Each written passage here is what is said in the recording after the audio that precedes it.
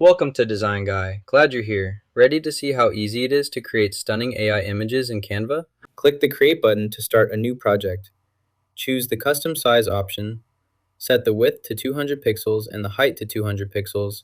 Then click the Create button again to open your canvas with these dimensions. Click Create New Design. On the left side menu, find and select Apps. In the search bar, type Magic Media and press Enter.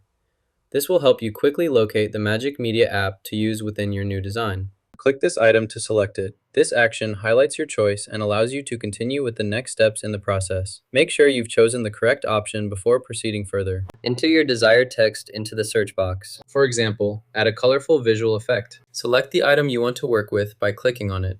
Make sure it's highlighted, indicating it's active. This step is essential before proceeding with any further actions. Once the item is selected, you're prepared to move on to the next step in the process. Once your design appears here on the Canva page, you're ready for the next step. Locate the Share button at the top right corner of the screen. Click on Share to open the sharing options. From there, choose how you want to share your design with others and complete the sharing process. You can save your design as either a PNG or JPG file, depending on your needs.